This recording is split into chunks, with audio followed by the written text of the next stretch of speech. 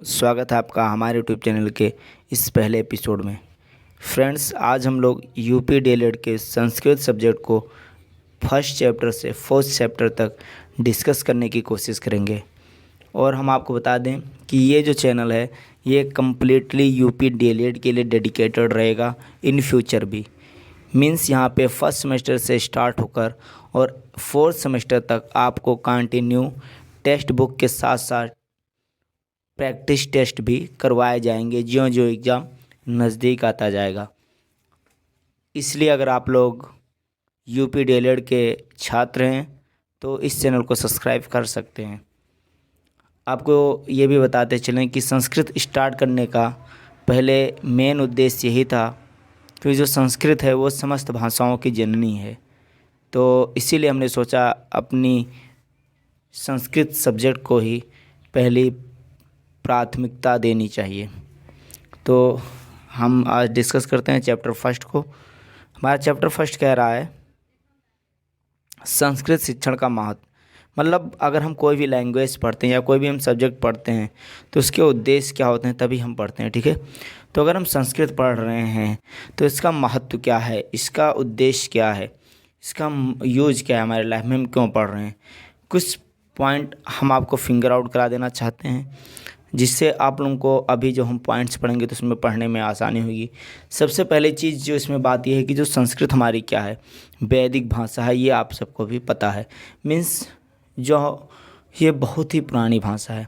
अच्छा, जो संस्कृत है इसी में हमारे पुराने जो ग्रंथ, पुराण, उपनिषद लिखे हुए होंगे। तो अगर हमें उन्हें जानना है तो हमें क्या आना चाहिए, संस्कृत आना चाहिए। पहला पॉइंट, अगर हमें अपने पुराने ग्रंथ, पुराण, उपनिषद के बारे में जानना है तो हमें क्या आना चाहिए, संस्कृत आना चाहिए। अच्छा, ये फर्स्ट पॉइंट। सेकंड पॉइंट ये आप कह सकते हैं अगर हम उसे जानेंगे तो इससे क्या होगा, हमारे मानसिक और बौद्धिक का विकास होगा।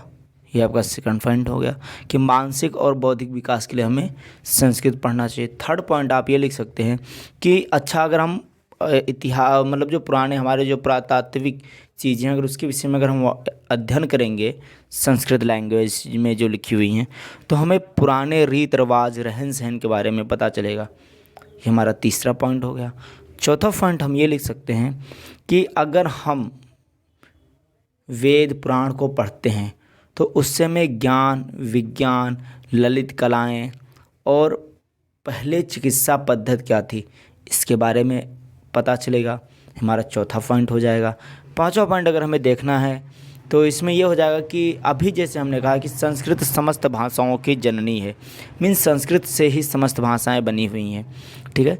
तो संस्कृत से अगर समस्त भाषाएं बनी हुई हैं मतलब आज आप मानिए ना मानिए हर धर्म लगभग एक भाषा के अंदर आकर समाहित हो गया है। जैसे जो उर्दू और फ़ारसी को मुस्लिम कंट्रीज़ लोग ज़्यादा अडॉप्ट कर लिए हैं, पंजाब वाले पंजाबी लैंग्वेज को अडॉप्ट कर चुके हैं, वो लगभग उनके रिलीजियस का अपना वो मानने लगे हैं। इसी प्रकार से संस्कृत और हिंदी को हिंदू धर्म वालों ने अपना लिया है। अगर इन लोग को अगर हम बताने में अगर सक्षम रहते हैं कि भैया जो आप लैंग्वेज मान रहे हैं ये सभी की जो आदि लैंग्वेज है, जिससे ट्रांसलेट होके आई है, जिससे परावर्तित होके आई है, वो संस्कृत है, तो हम समाज में एक रूपता ला सकते हैं। और समाज ही नहीं वरन पूरे विश्व में एक रूपता ला सकते हैं, क्योंकि विश्व की जितनी भी लैंग्वेजेज हैं सभी क्या हैं, संस्कृत से ओरिएंटेड हैं, संस्कृत से निकली हुई हैं। तो यही 5-7 पॉइंट इसमें है जो संस्कृत के महत्व को दर्शाती हैं। हम पढ़ते चलेंगे और आपको डिस्कस कराते चलेंगे। ये हमारे कुछ पॉइंट हैं, अगर आप याद रखते हैं तो फिर आपको ज़्यादा स्ट्रगल करने की ज़रूरत नहीं पड़ेगी। इसमें पहला पॉइंट लिखा भी हुआ है कि संस्कृत विश्व की प्राचीनतम भाषा है। विश्व की क्या है, प्राचीनतम भाषा। भारतीय संस्कृत का समस्त संचित ज्ञान चूँकि संस्कृत में नहीं थे। हाँ, ये भी सही कि भारतीय संस्कृत का जो भी ज्ञान संचित है यानी जो पुरातात्विक ज्ञान है वो किस में है, संस्कृत में। ये मैं पहले ही आपको बता चुका हूँ। इसमें फर्स्ट पॉइंट कह रहा है कि संस्कृत में ही प्रख्यात भारतीय संस्कृत समाविष्ट है, अतः उसे समझने है उस संस्कृत अध्ययन नितांत आवश्यक है। मैंने पहले बता दिया कि जो भारतीय प्रख्यात मतलब जो भारतीय प्रख्यात हमारे जो उपनिषद, वेद, पुराण, यानी जो भी पुरातात्विक चीज़ें किसमें संस्कृत में समाविष्ट है, तो उसे समझने है तो आपको संस्कृत आना चाहिए। सेकंड पॉइंट लिखा हुआ कि संस्कृत साहित्य में भारत के सुंदरम अतीत की झांकी मिलती हैं। यस, मैंने पहले ही कहा, अगर उन्हें पढ़ते हैं तो आपको प्राचीन समय में हमारा भारत या विश्व कैसा था उसके बारे में जानने को मिलता है। थर्ड पॉइंट हमारा कह रहा है कि संस्कृत साहित्य बड़ा व्यापक है। बहुत सही बात है, क्योंकि इसमें दर्शन था, विज्ञान था, ललित कलाएँ थी, आयुर्वेद था, ज्योतिष भी था उसमें। तो इन सब के बारे में अगर आपको अध्ययन करना है कि ये सब पहले कैसे काम करता था, जैसे आज अभी भी है, तो इसके लिए आपको क्या है, संस्कृत आनी चाहिए, क्योंकि ये सारी चीज़ें किस में भैया, संस्कृत में। हमारा फोर्थ पॉइंट जो कह रहा है कि भारत में आर्य भाषा संबंधी समस्त विकास का स्रोत यही भाषा है, यानी जितनी भी भाषाएं हैं उनके समस्त भाषाओं के विकास का स्रोत कौन है, संस्कृत है। बढ़ते हैं अगले पॉइंट की तरफ। पॉइंट हमारा 5 क्या कह रहा है, ठीक है, पॉइंट हमारा 5 कह रहा है, 5वां नंबर हमारा कह रहा है कि भाषा वैज्ञानिकों की खोज के आधार पर ही विश्व की समस्त भाषाओं की जननी यही भाषा है। ये भाषा वैज्ञानिक जो होते हैं, जो भाषा के वैज्ञानिक हैं, ठीक है, जैसे हर चीज़ के अलग अलग वैज्ञानिक से भाषा के भी वैज्ञानिक होते हैं, तो उनके खोज के अनुसार ये पाया गया है या माना गया है कि जो जितनी भी संसार में भाषाएं, सबकी जो आदि जननी है वो हमारी संस्कृत ही है, ठीक है। छठा पॉइंट कह रहा है कि संस्कृत के ही माध्यम से समूचे देश में राष्ट्रीय एकता कायम की जा सकती है। मैंने पहले ही कहा था क्यों कायम की जा सकती है, क्योंकि भारत भर की सभी भाषाओं की जननी क्या है, संस्कृत ही है, यही भाषा है। इसलिए अगर हम संस्कृत को अगर हम बताने में सक्षम रहते हैं कि भैया संस्कृत ही आपकी भाषा थी, आपकी भाषा है, तो हम क्या कर सकते हैं, सभी के में एक रूपता ला सकते हैं, ठीक है। सेवंथ हमारा कह रहा है कि मानसिक विकास, आध्यात्मिक विकास एवं बौद्धिक विकास और संस्कृत का अध्ययन नितांत आवश्यक, क्योंकि जो हमारे पुराने वेद पुराण किसमें, संस्कृत में, मैंने पहले ही बताया। तो उनको जो आप पढ़ेंगे तो आपका क्या होगा, आध्यात्मिक विकास होगा। आध्यात्मिक विकास से आपका क्या होगा, मानसिक और बौद्धिक विकास होगा। तो अगर आपका आध्यात्मिक, मानसिक और बौद्धिक विकास चाहते हैं तो आपको संस्कृत का नॉलेज होना नितांत आवश्यक है। अगर ऑप्शन नंबर 8 पे अगर हम जाते हैं तो इसमें लिखा, अगर हम 7वां पॉइंट देखते हैं तो इसमें लिखा हुआ है कि मानसिक विकास, आध्यात्मिक विकास एवं बौद्धिक विकास और संस्कृत का ज्ञान नितांत, और छोड़ो ये बेकार। हाँ, 8वां पॉइंट अगर हम देखते हैं तो इसमें लिखा है कि नैतिक एवं चारित्रिक शिक्षा का एकमात्र ज्ञान संस्कृत नीतिज्ञों के ग्रंथों का उद्देश्य है, जो युगों तक मानव को नैतिक मूल्यों पर चलने की प्रेरणा देता रहेगा।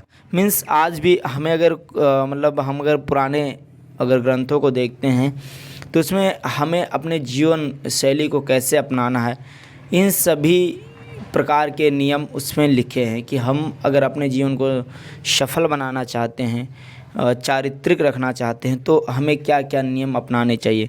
तो अगर इन सब चीज़ों के बारे में अगर जानना है तो हमें संस्कृत आनी चाहिए।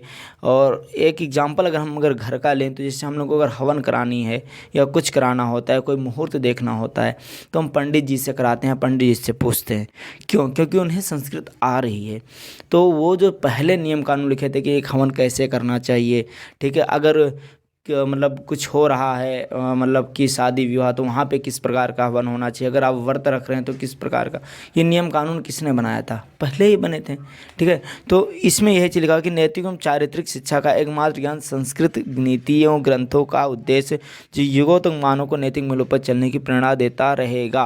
मीन्स नैतिक मूल्यों पर चलने के प्रेरणा स्रोत जो थे वो हमारे ग्रंथ ही थे, ग्रंथ ही हैं, ठीक है। तो अगर उन्हें आपको जानना है तो वो संस्कृत लैंग्वेज में, तो आपको संस्कृत आनी चाहिए। 9वां पॉइंट हमारा जो लिखा हुआ है कि जब कभी मानव को आत्मिक शांति की आवश्यकता होगी तब संस्कृत में रचित वेद, वही मैं अभी इतनी देर से डिस्कस कर रहा था, उपनिषद एवं उनका दार्शनिक चिंतन ही अंतिम शांति प्रदान कर सकेगा। कि जब भी अगर जब ग्रंथ पुराण और उपनिषद पढ़ेंगे तो आपको शांति की अनुभूति होगी। तो शांति की अनुभूति के लिए अगर आपको उन्हें पढ़ना है तो ऑब्वियसली सी बात है कि आपको संस्कृत आनी चाहिए। अगर आपको संस्कृत नहीं आ रही भाई तो आप उसे पढ़ नहीं सकते हैं। पॉइंट नंबर 10 की बात करते हैं। ये संस्कृत ही एशिया तथा यूरोप देशों के साथ सांस्कृतिक संबंध बनाकर अंतर्राष्ट्रीय स्तर पर वसुधैव कुटुंब की भावना उत्पन्न करने की सामर्थ्य रखती है। ये लिखा है संस्कृत ही एशिया तथा यूरोपीय देशों के साथ सांस्कृतिक संबंध बनाकर। ये 2 पॉइंट इसमें लिखे हुए हैं, बहुत ध्यान से देखना है कि संस्कृत ही एशिया तथा यूरोपीय देशों के साथ सांस्कृतिक संबंध बनाकर यानी ट्रेडिशनल संबंध बनाकर अंतर्राष्ट्रीय स्तर पर वसुधैव कुटुंबकम की भावना को उत्पन्न करने की सामर्थ्य रखती है। क्यों सामर्थ्य रखती है? क्योंकि संस्कृत ही क्या है, समस्त भाषाओं की जननी। अगर हम समझाने में सक्षम रहते हैं इस बात को, तो हम सांस्कृतिक रूप से वसुधैव कुटुंबकम मीन्स संसार ही हमारा घर है के साथ एक हम हो सकते हैं। ठीक है, समझ में आया? बढ़ते हैं अगले पॉइंट की तरफ। अगला पॉइंट हमारा कह रहा है, पॉइंट नंबर 11 कह रहा है हमारा कि वन सेकेंड। पॉइंट नंबर 11 हमारा ये कह रहा है कि व्यावसायिक एवं व्यवहारिक उन्नत के लिए सांस्कृतिक ग्रंथ बड़े उपयोगी हैं। व्यावसायिक एवं व्यवहारिक उन्नत के लिए आपके संस्कृत ग्रंथ जो लिखे हुए हैं वो बहुत ही उपयोगी हैं, उन्हें पढ़ना चाहिए। ठीक है, तो ये सारी चीज़ें आपने जो अभी पढ़ा या देखा कि अगर हमें भारत नहीं वरन पूरे विश्व में अगर वसुधैव कुटुंबकम की भावना को उत्पन्न करना है तो संस्कृत एकमात्र मीडियम बन सकती है। अगर पुराने वेद पुराण को जानना है तो संस्कृत पढ़ना पड़ेगा। पुराने ललित कलाओं के बारे में, चिकित्सा के बारे में, स्वास्थ्य के बारे में जानना है कि पहले क्या था, ठीक है, तो हमें संस्कृत पढ़ना पड़ेगा। प्राचीनतम हमारा प्रादृश्य कहता था, उसके बारे में जानना है तो हमें संस्कृत पढ़ना पड़ेगा। ये कुछ 5-7 पॉइंट आपको यहाँ पर रट लेने चाहिए। और रटना क्या, ये तो आपको फिंगर आउट करके ही याद हो जाना चाहिए। जो भी मैंने जैसे पहले बताया था वही सारी बातें इसमें निहित हैं। ठीक है, तो आपको किताबी लैंग्वेज में नहीं, खुद अपने लैंग्वेज में जानना है कि हमें संस्कृत क्यों जानना चाहिए।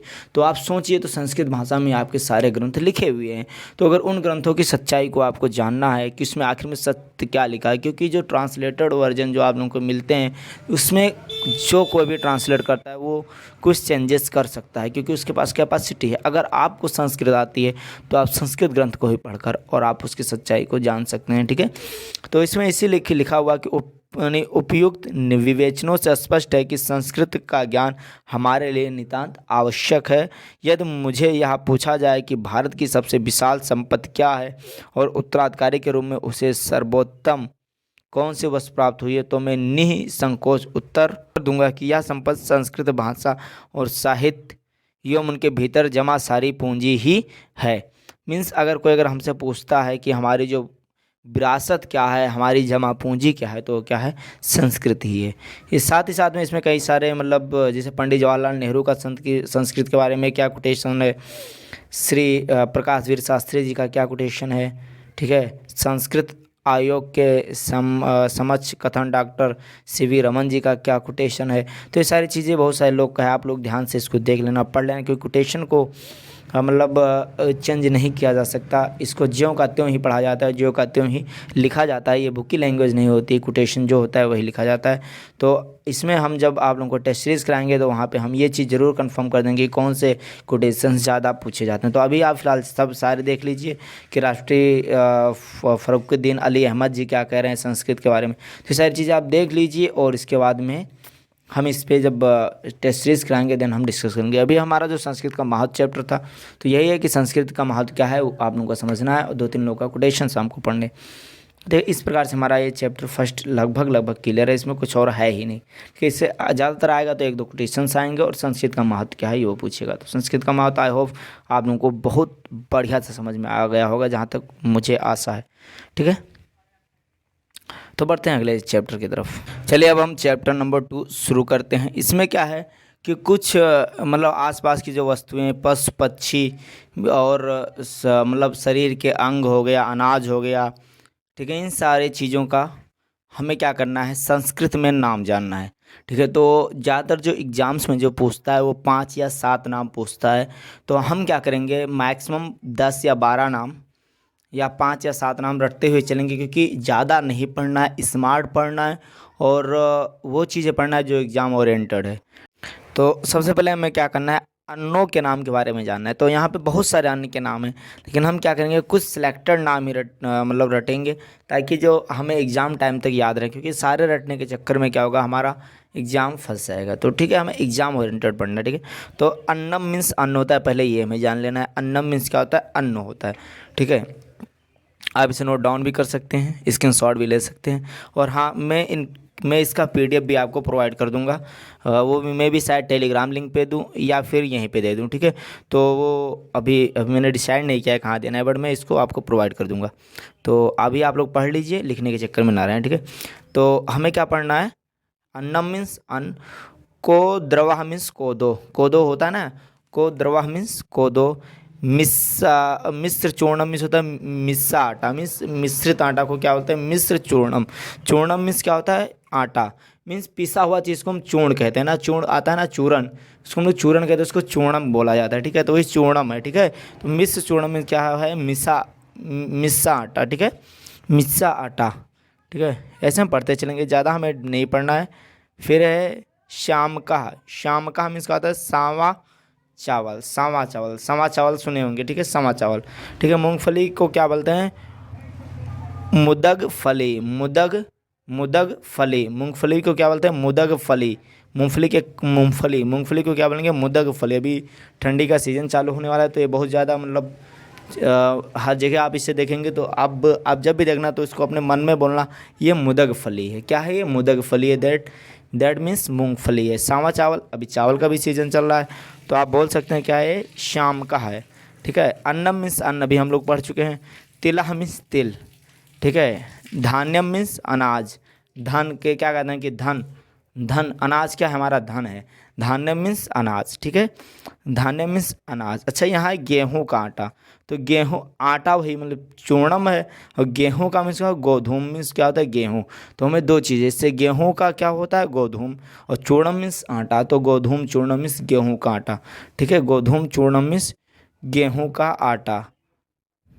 फिर क्या है, मसूरा मीन्स मसूरी, मसूरी मीन्स मसूर, जो मसूर की दाल होती है ना, मसूरा, मसूरा मीन्स क्या होता है, मसूरी, मसूर। ठीक है, हाँ, गोधूम मीन्स गेहूँ। इस प्रकार से हमारे अन्न के नाम हो गए। अब हमें पढ़ना है फलों के नाम। ठीक है, ज़्यादा नहीं पढ़ना है, बहुत कम कम पढ़ना है। ठीक है, 5 या 7 नाम बस, इससे ज़्यादा हमें ज़रूरत ही नहीं है। ठीक है, आपको और ज़्यादा पढ़ना है तो आप पढ़ लेना, सारा आपके यहाँ लिखा हुआ है। बाकी जो मुझे लगा इंपॉर्टेंट, मैंने उससे टिक कर दिया है। सेवम मीन्स क्या होता है, सेब, सेवम मीन्स सेब। आप इसे जब देखें मार्केट में तो बोलना शुरू कर दें, ये दैट इज सेवम, ये क्या है, तिला है, धान्यम है, ऐसे बोलेंगे आप ना, गोधूम चूर्णम है, मसूरा है। ठीक है, तो ऐसे जब बोलेंगे ना, द्वि ये क्या है, द्विदलम है, द्विदलम मीन्स दाल।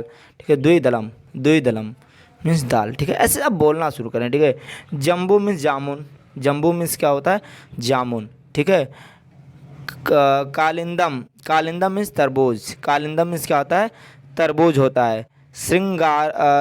श्रृंगारकम, श्रृंगारकम मीन्स सिंगाड़ा, ये सारे सीजन वाले फल है। श्रृंगारकम मीन्स सिंगाड़ा। ठीक है, तो ऐसे बोलिए, सेवम मीन्स सेब, जम्बो मीन्स जामुन, कालिंदम मीन्स तरबूज, श्रृंगारकम मीन्स सिंगाड़ा। ठीक है, ऐसे हम लोग रटते चलेंगे। ठीक है, ऐसे रटते चलेंगे।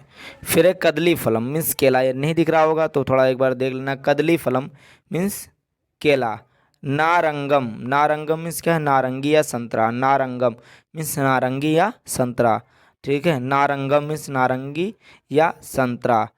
दंडीमम, दांडीमम, दांडीमम, दांडीमम मीन्स अनार, दांडीमम यानी दादी माँ के लिए क्या लेकर आए हो, अनार, दादी माँ के लिए क्या लेकर आए हो, अनार लेकर आए हो, दादी माँ। दाडिमम मीन्स दादी माँ। ठीक है, अमृत फलम मीन्स नाशपाती, नाशपाती क्या हमारे लिए अमृत के समान है। ठीक है, दादी माँ को अनार दे दो, नाशपाती हमें दे दो, क्योंकि ये हमारे लिए क्या है, अमृत फल के समान है।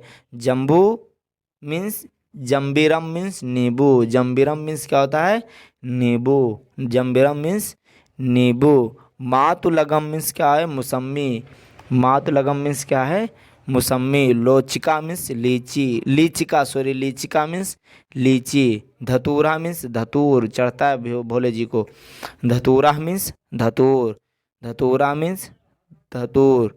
ठीक है, बद्री फलम मीन्स बैर, बद्री फलम मीन्स बैर, वदरी फलम मीन्स बैर, अजीरम मीन्स अंजीर, अजीरम मीन्स अंजीर, अजीरम मीन्स अंजीर, आम्रम मीन्स आम, आम्रम मीन्स आम, आम्रम मीन्स आम, नारिकेलम, नारिकेलम मीन्स नारियल, नारिकेलम मीन्स नारियल। ठीक है, नारिकेलम मीन्स नारियल। दो प्रकार से फलों के नाम आपके हो जाएंगे। अब हमें पशुओं के नाम के बारे में पढ़ना है। ठीक है, तो ज़्यादा पशुओं के बारे में भी नहीं पढ़ना है, बस जो हमारे काम का है। काम का क्या है, जैसे अश्वा, अश्वा मीन्स आपका क्या होता है, घोड़ा। अश्वा मीन्स क्या होता है, घोड़ा। अजह मीन्स क्या होता है, बकरा। अजह मीन्स क्या होता है, बकरा। अजा, अजा मीन्स बकरी। इसमें गलती मत करके आना। अगर अजह है, अजह, अजह है तो बकरा, अजा, अजा है तो बकरी, अजा। उष्ट्रा मीन्स ऊँट, उष्ट्रा मीन्स ऊँट, उष्ट्रा मीन्स ऊँट। कुत्ता को आप लोग कुकुर बोलते हो देहात में ना, तो इसको कुकरा, कुकरा मीन्स क्या होता है, कुत्ता। कुकरा मीन्स क्या होता है, कुत्ता। शार में यानी भी कुत्ता होता है, शार में। ठीक है, शार में मीन्स, ठीक है। गो, गो, गो मीन्स गाय, गो मीन्स क्या होता है, गाय होता है। इससे ही मीन्स भैंस।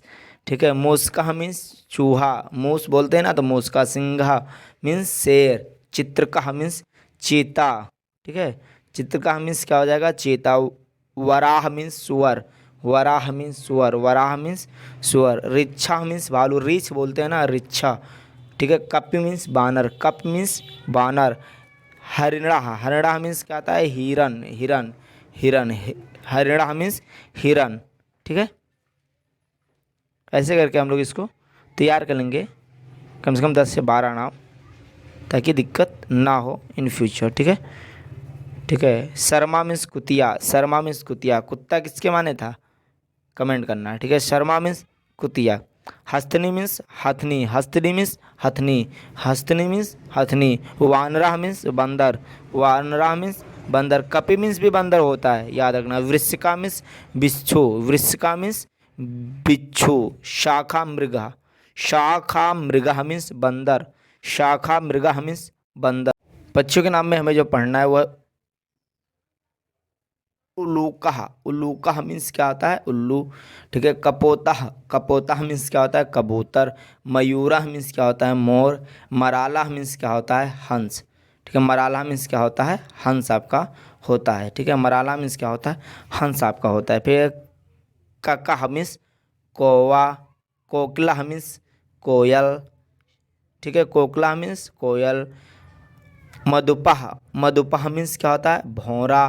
कोसकाह, कोसकाह मीन्स क्या होता है, उल्लू। सारसाह, सारसाह मीन्स क्या होता है, सारस। ठीक है, मयूरा, मयूरा मीन्स क्या होता है, मोरनी। ठीक है, शलभा, शलभा मीन्स क्या होता है, पतंगा, जो कीट पतंगा होता है। ठीक है, ऐसे करके हमें क्या करना है, रोगों के नाम को भी पढ़ना है, रोगों के नाम को भी पढ़ना है। ठीक है, ज़्यादा हम लोग नहीं पढ़ेंगे वरना हम रट ही नहीं पाएंगे। अतिसारा, अतिसारा मीन्स क्या होता है, दस्त। अजीर्णम मीन्स क्या होता है, कब्ज। ठीक है, अजीर्णम मीन्स क्या होता है, कब्ज। पिटका मीन्स क्या होता है, फोड़ा, पिटका मीन्स क्या होता है, फोड़ा। पांडुह मीन्स क्या होता है, पीलिया, पांडुह मीन्स क्या होता है, पीलिया होता है। ठीक है, पक्षघाता मीन्स क्या होता है, लकवा, पक्षघाता, एक पक्ष क्या होता है, घात कर जाए। रक्तचापा मीन्स रक्तचाप, रक्तचापा मीन्स रक्तचाप होता है। ठीक है, अंसा मीन्स बवासीर, अंसा मीन्स क्या होता है, बवासीर होता है। विषम ज्वारा मीन्स मलेरिया, बुखार जो होता है उसको विषम ज्वारा बोलते हैं। विषम ज्वारा मीन्स क्या होता है, मलेरिया का बुखार। ठीक है, प्रलाप, प्रलाप ज्वारा। ठीक है, प्रलाप जो जो जो प्रलाप ज्वारा होता है उसको निमोनिया बोलते हैं। ठीक है, प्रलाप ज्वारा को क्या बोलते हैं, निमोनिया। शीतला, शीतला मीन्स चेचक। ठीक है, शीतला मीन्स चेचक। प्रतिसाया मीन्स जुकाम, प्रतिसाया मीन्स जुकाम। ठीक, इस प्रकार से हमारे रोगों के नाम भी कंठस्थ हो गए। अगर आप इसे तैयार नहीं कर पा रहे होंगे तो इसकी हम ट्रिक भी बना देंगे, लेकिन पहले आप लोग कोशिश करिए कि ये तैयार हो जाएं। अगर नहीं होते हैं देन ट्रिक तो बनाया ही जाएगा। ठीक है, तो अभी तो फिलहाल हम लोग डायरेक्ट ही कर रहे हैं। अब शरीर के अंग तथा उनसे संबंधित शब्द, इसमें भी बहुत सारी बातें लिखी हैं, लेकिन हमें सारी चीज़ों पर गौर नहीं करना है। हमें बेसिकली जो देखना है वो ये देखना है कि शरीर के अंग जो मेन है। ठीक है, जो हम लोग पढ़े थे ये जब हम लोग फर्स्ट क्लास में थे, तो हम लोग के पास जो एक बुक आती थी 5 रुपीज़ की, उसके पीछे जितने थे ना मेन, वही हमें यहाँ पे संस्कृत में भी पढ़ने, क्योंकि ज़्यादा डीप नहीं पूछेगा। ठीक है, गात्रम मीन्स शरीर होता है, पहले ये चीज़ जान लीजिए। गात्रम मीन्स क्या होता है, शरीर होता है। मुंडा मीन्स सिर होता है, क्या होता है, मुंडी, ठीक है, बोलते हैं ना, तो मुंडा। कंसा मीन्स बाल, कंसा मीन्स क्या होता है, बाल। सिका मीन्स चोटी, तो जानते ही हैं, ठीक है। मस्तकम मीन्स माथा, मस्तक कट जाए, धर लड़ते थे, ऐसा कुछ है ना। एक्स ग्रीवा मीन्स गर्दन, ठीक है। स्कंध, स्कंध मीन्स कंधा। वच्छा मीन्स छाती, ये पता ही ये सबको। क्राह मीन्स हाथ। उदरह मीन्स पेट, उदर बोलते हैं, उदरह मीन्स पेट, ठीक है।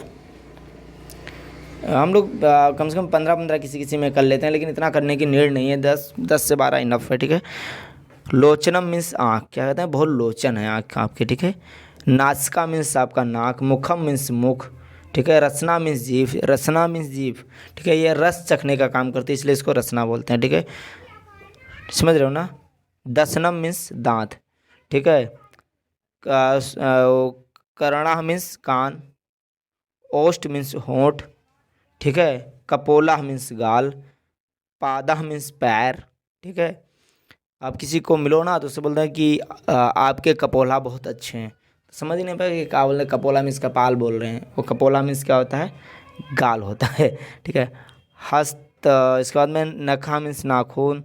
तुंद मीन्स तोंद। जंघा मीन्स जांग। जानू मीन्स घुटना, जानू घुटना। रुधिरम मीन्स खून। अस्थि मीन्स हड्डियाँ। श्वेत मीन्स पसीना, ठीक है।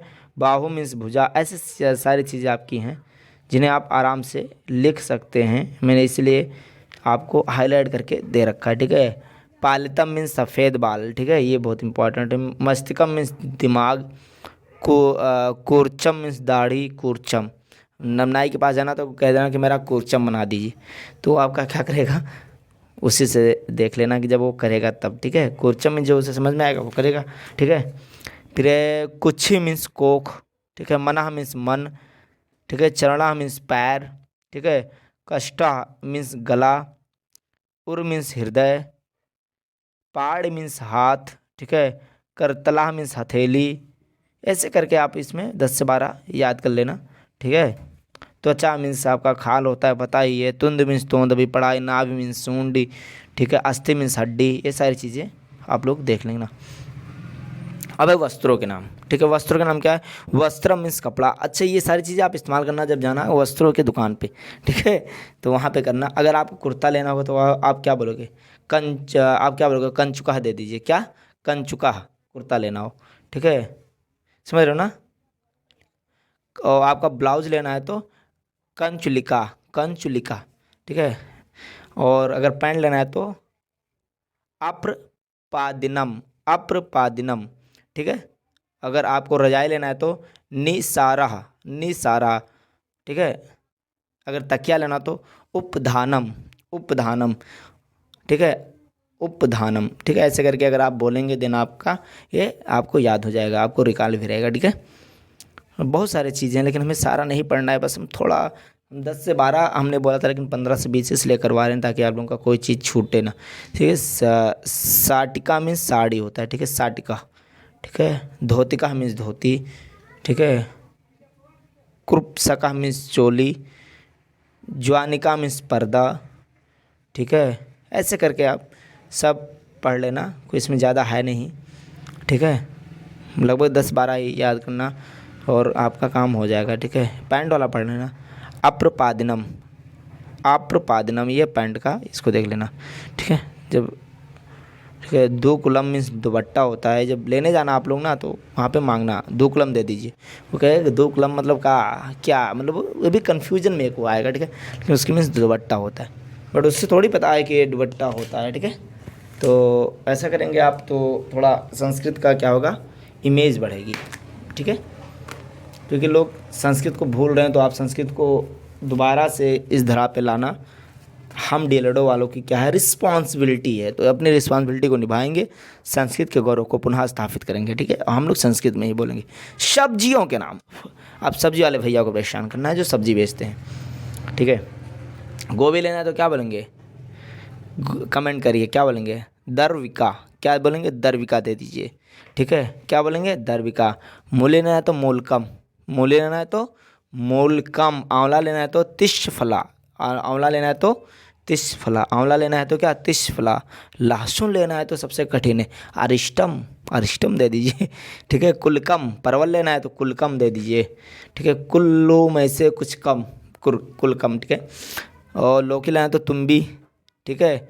वास्तुकम मीन्स बथुआ, वास्तुकम मीन्स क्या होता है बथुआ। ये सारी चीज़ें आप यूज कर सकते हैं। संबंधियों के नाम पे आ जाते हैं। आप संबंधियों को परेशान करने का वक्त आ गया है। ठीक है। संबंधियों को हम क्या बोलेंगे, अगर नानी जी आ जाती हैं तो क्या बोलेंगे आप, बोलिए क्या बोलेंगे, माता मही, माता मही, माता मही। ठीक है। मातु लानी, मामी को मातुलानी, क्या बोलेंगे मातुलानी। नानी को माता मही, मामी को मातुलानी। ठीक है। और अगर मामा का पुत्र आ गया तो मातुल पुत्र। अच्छा, मातुल मीन्स हो गया मामा और पुत्र मीन्स पुत्र, तो मातुल पुत्र, मामा का पुत्र। भ्राता को, भाई को भ्राता तो सभी लोग बोलते हैं। मातुला मीन्स मामा। ठीक है। अभी यही चीज़ था ना। ठीक है। मातुला मीन्स क्या हो जाएगा मामा। मित्रम मीन्स आपका मित्र। तो इस प्रकार से आप इन्हें यूज करिए। और स्वामी मीन्स मालिक, ये तो बहुत दिन से हम लोग मूवी में देखते आ रहे हैं। ठीक है। स्वामी स्वामी स्वामी। ठीक है। तो स्वामी मीन्स क्या होता है बेटा, मालिक होता है। ठीक है। ये बहुत इजी है जानना। अग्रजा मीन्स बड़ी बहन, अग्रजा मीन्स जो आगे चले। ठीक है। उसे अग्रजा बोलते हैं। तो आगे चलने वाली कौन होती है, और बड़ा आ लगा है मीन्स अगर अंत में बड़ा है मीन्स स्त्रीलिंग होगा तो आगे चलने वाला या फिर बड़ा भाई होगा या बड़ी बहन होगी। अगर अग्रजा लगा है तो बड़ी बहन है। ठीक है। समझ में आया? आत्मजा मीन्स पुत्र, जननी मीन्स माता, जमाता, या माता मीन्स दामाद, नापता मीन्स नाती। ठीक है। पितामह मीन्स बाबा। भीष्म पितामह, सभी कहते थे ना कि भीष्म सभी के बाबा थे, तो इसीलिए भीष्म पितामह कहते थे। ठीक है। ऐसे करके आप इसको आप लोग देख लेंगे। ठीक है। बढ़ते हैं अगले अगले जो हमारे टॉपिक्स हैं, भोजन संबंधी नाम पे चलते हैं। ठीक है। भोजन संबंधी नाम पे चलते हैं। ठीक है। इसमें क्या है, मोदका मीन्स लड्डू, मोदका मीन्स क्या है लड्डू। लौड़म मीन्स क्या है नमक। ठीक है। साकम मीन्स क्या है साग। ठीक है। सीता मीन्स क्या है, सीता मीन्स मिश्री। इमरती मीन्स इमरती ही होता है, अमृति मीन्स इमरती, अमृति सॉरी। ओदनम मीन्स भात, ओदनम मीन्स भात। ठीक है। मोहन भोगा मीन्स मोहन भोग। ठीक है। संधितम मीन्स अचार, संधितम मीन्स अचार। Hemi means barfi. ऐसे करके आप लोग इसे तैयार कर लेंगे। ईंधन मीन्स ईंधन आपका होता ही है मेवे के नाम। मेवा जब हम लोग पूजा करते हैं तो यूज करते हैं ना, वही मेवे। तो क्या है वातदम, वातादम, वातादम मीन्स बादाम, वातादम मीन्स बादाम। प्रियालम मीन्स चिरौंजी। ठीक है। काजवम मीन्स काजू। ठीक है। क्षुधा, क्षुधाहरम, क्षुधाहरम मीन्स छुआरा, क्षुधाहरम। शुष्क, शुष्क फलम मीन्स सूखा फल, शुष्क फलम। ठीक है। माखनम मीन्स मखाना, मखानम सॉरी, मखानम मीन्स मखाना। ठीक है। मखानम मीन्स मखाना। मधुरिका मीन्स मुक्का, मुक्का। मधुरिका मीन्स मुक्का। यम यू डबल के ये नहीं, बल्कि मा पर छुटा होगा मतलब आधा का, और पूरा का पर बड़ा का मतलब। ठीक है। मधुरिका। ठीक है।